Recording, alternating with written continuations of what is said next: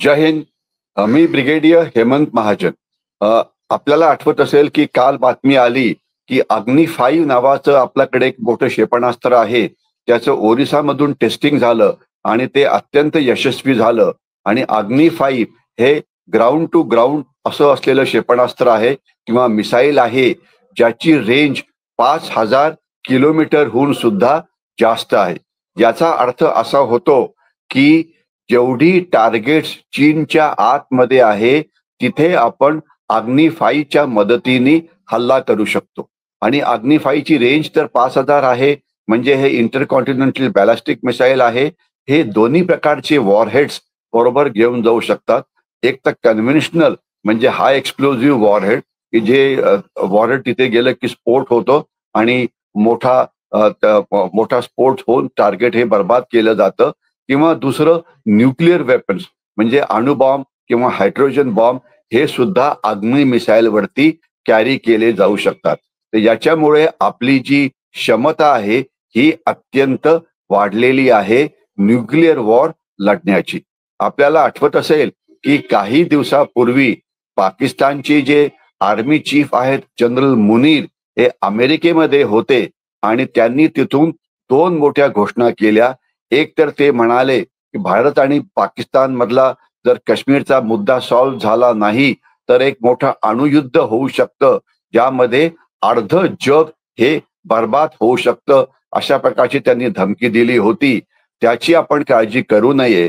भारताची जी अणुयुद्ध लढण्याची जी अ, तयारी आहे किंवा जे आपलं प्रिन्सिपल आहे किंवा जे आपण कायदे फॉलो करतो, ते म्हणजे नो फर्स्ट यूज आणि सेकंड स्ट्राईक केपेबिलिटी.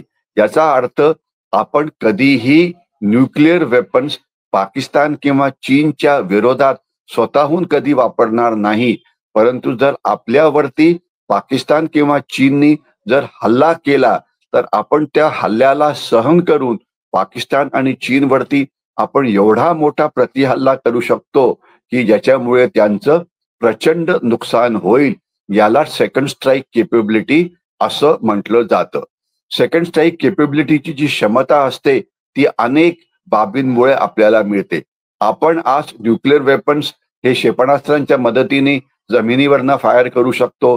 जसं अग्नी 1, अग्नी 2, अग्नी 3, अग्नी 4, अग्नी 5 क्षेपणास्त्र आहे, ज्यांची रेंज 5,000 किलोमीटरहून सुद्धा जास्त.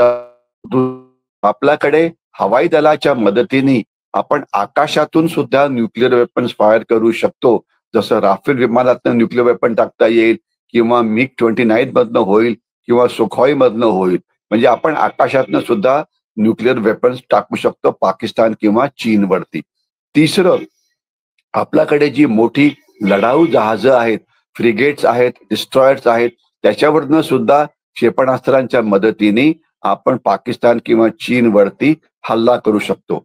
आणि चौथी क्षमता जी आपण निर्माण केली आहे ती म्हणजे सबमरीन्स मधून न्यूक्लिअर वेपन्स फायर करणं. सबमरीन्स म्हणजे पाणबुड्या ज्या पाण्याच्या खालती जातात, तिथून सुद्धा आपण क्षेपणास्त्रांच्या मदतीने न्यूक्लिअर वेपन्स फायर करू शकतो. आणि ही क्षमता सुद्धा आपल्याकडे आहे. म्हणजे आपण जमिनीवरनं फायर करू शकतो, आकाशातनं फायर करू शकतो, समुद्रातनं फायर करू शकतो, समुद्राच्या खालून सुद्धा फायर करू शकतो. अशा वेगवेगळ्या प्रकारच्या क्षमता आज आपल्याकडे आहे. तर त्याच्यामुळे न्यूक्लिअर बॉम्ब विषयी आपल्याला अजिबात काळजी नको. आणि याचा पुढचा जो प्रोग्राम आपण तयार करण्याचा प्रयत्न करतो आहे ते म्हणजे अत्याधुनिक एव्हिओनिक्स, ते म्हणजे अत्याधुनिक GPS वगैरे. तर तो प्रकार चालूच आहे. आणि याच्याशिवाय एक MIRV नावाची क्षमता आपण हासिल करण्याचा प्रयत्न करत आहे. म्हणजे एकाच मिसाईलवरती 4 किंवा 5 अणुबॉम्ब पाठवले जातील आणि टार्गेटच्या जवळ पोहोचल्यानंतर हे 5 अणुबॉम्ब वेगवेगळ्या टार्गेट्सवरती एकाच वेळेला हल्ला करू शकतील. तर हे प्रयोग आपले सुरू आहेत. म्हणजे आपलं जे न्यूक्लिअर वेपनचा जो ट्रायड आहे, म्हणजे आकाशातनं, जमिनीतनं, जमिनीच्या खालनं वगैरे, हा अत्यंत तयारी हालतमध्ये आहे. आणि पाकिस्तानच्या अणुयुद्धाची आपल्याला अजिबात भीती नाही. याच्याविषयी कोणाच्याही मनामध्ये शंका नको. याच्याशिवाय आसिफ मुनीर यांनी अजून एक दुसरी धमकी दिली, ती म्हणजे भारताची जी सर्वात मोठी रिफायनरी आहे जामनगरला, या रिफायनरीवरती ते ड्रोन्सच्या मदतीने हल्ला करू शकतात. तर ही शक्यता आहे का? तर त्याचं उत्तर आहे, ही शक्यता आहे. कारण जी जामनगरची रिफायनरी आहे, ही फक्त 400 किलोमीटर दूर आहे पाकिस्तानमधून आणि तिथून पाकिस्तानमधून ड्रोन येऊन त्याच्यावरती हल्ला करू शकतात. हे नक्कीच शक्य आहे. परंतु यामुळे आपलं ते म्हणजे एनर्जी सिक्युरिटी किंवा तेलाची सिक्युरिटी याला धोका निर्माण होईल का? तर त्याचं उत्तर आहे अजिबात नाही. आज आपल्या रिफायनरीज जामनगरला आहे. त्याच्याशिवाय वेस्टर्न कोस्ट म्हणजे पश्चिम किनारपट्टीवरती 5-6 वेगवेगळ्या ठिकाणी आपल्या प्रचंड मोठ्या रिफायनरीज आहे. एक रिफायनरी जरी बंद पडली तरी इतर रिफायनरीज काम करतील. त्याच्याशिवाय ईस्टर्न कोस्ट म्हणजे पूर्व किनारपट्टी बंगालच्या उपसागरामध्ये विशाखापट्टणम आहे, आणि इतर मोठी कलकत्ता वगैरे आहे. तिथे सुद्धा मोठ्या रिफायनरीज आहेत. तर म्हणजे एक रिफायनरी जरी बंद पडली तरी आपला तेलावरती परिणाम पडत नाही. आपल्याला अनेक ठिकाणं तेल रिफायनरीज मधून शुद्ध करता येतं. एवढंच नव्हे तर आज देशाने 10 दिवसाचं तेलाची जी रिक्वायरमेंट आहे त्याकरता अंडरग्राऊंड स्टॉक्स हे पहिलेच तयार करून ठेवलेले आहेत. आणि याच्याशिवाय ज्या प्रायव्हेट रिफायनरीज असतात, खास तर रिलायन्स आहे आणि इतर आहे, त्यांच्याकडे जवळजवळ 50 ते 60 दिवस भारताला लागणारं तेल याचा साठा हा करून ठेवला असतो. तर त्याच्यामुळे आज देशाच्या आतच 70-80 दिवसाचा स्टॉक्स जे आहेत पेट्रोल डिझेलचे आहेत ते आपल्याकडे अवेलेबल आहे. याच्याशिवाय आपण जिओ पॉलिटिकल जे धोके असतात त्याच्यापासून धोका निर्माण होऊ नये म्हणून आपण वेगवेगळ्या देशांकडनं तेल हे आयात करतो. आपल्याला कल्पना आहे की 85% आपलं तेल जे आहे हे बाहेरनं आयात केलं जातं. तर जर रशियन तेल आपल्याला काही कारणामुळे घेणं बंद करावं लागलं अमेरिकेच्या टॅरिफ वॉरमुळे, तर आपण अमेरिकेकडनं पण तेल घेतो आहे. आपण सौदी अरेबियाकडनं तेल घेतो आहे. आपण गल्फ ऑफ होर्मुझ मधून तेल घेतो आहे. आपण साऊथ अमेरिकेकडनं तेल घेतोय. म्हणजे आपले तेलाचे जे वेगवेगळे स्त्रोत आहेत, सोर्सेस आहेत, हे वेगवेगळ्या ठिकाणी आहे. तर त्याच्यामुळे जरी एक जरी स्त्रोत बंद पडला तरी आपल्याला इतर ठिकाणाहून तेल हे आणता येतं. आणि एवढंच नाही तर आपण अनेक दिवसापासून ट्रान्सपोर्टेशन सेक्टर ज्याला तेल मोठ्या प्रमाणात लागतं तिथे आता आपण तेलाला ऑल्टरनेटिव्ह तयार करतो आहे. आणि याचे 3 मोठे ऑल्टरनेटिव्ह आहेत. एक तर ईव्ही म्हणजे इलेक्ट्रिकल व्हेइकल्स, याचं प्रमाण वाढतं आहे. जसं ईव्ही वापरलं जाईल तर अर्थात तेलाचा वापर हा कमी होईल. दुसरं हायड्रोजन पॉवर्ड आपल्या आगगाड्या म्हणजे रेल्वेज आणि अनेक गाड्या या तयार झालेल्या आहे आणि हायड्रोजन सुद्धा येणाऱ्या काळामध्ये ट्रान्सपोर्टेशन सेक्टर करता एक महत्वाचं इंधन असेल. आणि तिसरं जे नितीन गडकरी यांनी सुरू केलं होतं इथेनॉल मिक्सिंग, म्हणजे आपण पेट्रोलमध्ये इथेनॉल जो शुगर केन म्हणजे ऊसाचा एक बाय प्रॉडक्ट असतं ते वापरून तेलावरचं जे आपलं अवलंबित्व आहे ते कमी करण्याचा प्रयत्न करत आहोत. म्हणजे भारताने एक मल्टीप्रॉंग स्ट्रॅटेजी अपनावलेली आहे ज्याच्यामुळे आपण हायड्रोजनचा पण वापर करणार आहे, आपण इथेनॉलचा पण वापर करणार आहे, आपण ईव्हीचा पण वापर करणार आहे. आपल्या रिफायनरीज वेगवेगळ्या ठिकाणी स्प्रेड आउट झाल्या आहे. आपल्याकडे वेगवेगळ्या ठिकाणी स्टॉक्स आहेत. आपण वेगवेगळ्या देशांकडनं पेट्रोलियम घेतो. या सगळ्या कार्यपद्धतीमुळे आपली जी इंधन सिक्युरिटी आहे किंवा तेल सुरक्षा आहे किंवा एनर्जी सिक्युरिटी आहे याची आपल्याला काळजी नसावी. आपण त्याची काळजी ठीक पद्धतीने घेतो आहे.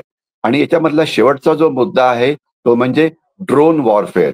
आसिफ मुनीर यांनी असं पण म्हटलं की आम्ही ड्रोनचा वापर करू आणि आपल्यावरती हल्ले करू. आता ड्रोन्सचा वापर सध्या प्रचंड प्रमाणामध्ये युक्रेन रशिया वॉरमध्ये होतो आहे. दोन्ही देश एकमेकावरती ड्रोनच्या मदतीने हल्ले करतायत. Israel Hamas, Israel Hezbollah, Israel Iran, Israel हुतीज यामध्ये सुद्धा ड्रोन्सचा वापर हा मोठ्या प्रमाणात होतो आहे. एवढंच नव्हे तर जोपर्यंत भारताचा प्रश्न आहे, आता जे ऑपरेशन सिंदूर झालं होतं याच्यामध्ये पाकिस्तानने आपल्या विरोधात ड्रोन वापरले होते जे आपण निष्क्रिय केले होते आणि आपण सुद्धा पाकिस्तानच्या विरोधामध्ये ड्रोन्स हे वापरलेले आहे. आणि आपण ड्रोनचं जे आपलं आधुनिकीकरण आहे हे वेगाने सुरू ठेवलं आहे. आणि केवळ भारताच्या इतर बाबीविषयी बोलायचं म्हटलं तर 2024 मध्ये मोठ्या प्रमाणामध्ये पाकिस्ताननी ड्रोनचा वापर केला ड्रग्सला भारतात आकाशातून पाठवण्याचा, आणि 500-600 ड्रोन्स तिथे पकडण्यात आलेले आहे, ज्याच्यामध्ये 15 ते 16 किलो ड्रग्स पाकिस्ताननी भारतात पाठवण्याचा प्रयत्न केला प्रत्येक वेळी. तर म्हणून आपल्याला आता 2 गोष्टी करणं जरुरी आहे. एक तर आपली स्वतःची आक्रमक क्षमता ड्रोन वॉरफेअर मधली, की जी भारतीय सैन्य मोठ्या प्रमाणात करतं आहे. आणि आपण ऐकलं असेल तर सैन्य प्रमुख जनरल द्विवेदी जे आहेत त्यांनी म्हटलं होतं, भारतीय सैन्यामध्ये रुद्र ब्रिगेड आणि भैरव बटालियन्स या तयार होतात आहेत, ज्यामध्ये ड्रोन्सचा वापर आक्रमक पद्धतीने भारतीय सैन्य मोठ्या प्रमाणात करेल. तर एक झालं ड्रोन्सचा आक्रमक वापर. आणि दुसरं जे आहे ड्रोनचा, जे ड्रोन पाकिस्तान वापरतं आहे भारताच्या विरोधात, त्यांना त्यांच्या विरोधात अ, अ, आपल्या स्वतःचं रक्षण करण्याकरता अँटी ड्रोन केपेबिलिटी किंवा अँटी एअरक्राफ्ट डिफेन्स सिस्टीम.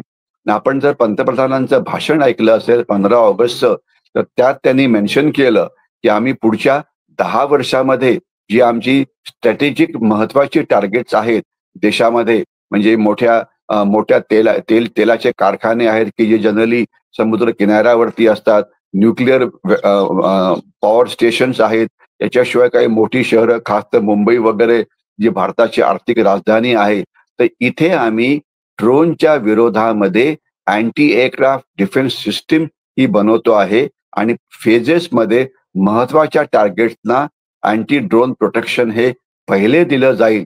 कारण आता बंदुकीचा दहशतवाद हा थांबलेला आहे, बॉम्बस्फोटाचा दहशतवाद हा थांबलेला आहे, परंतु ड्रोनचा वापर करून उलटी-सुलटी कामं करणं हे नक्कीच शक्य आहे.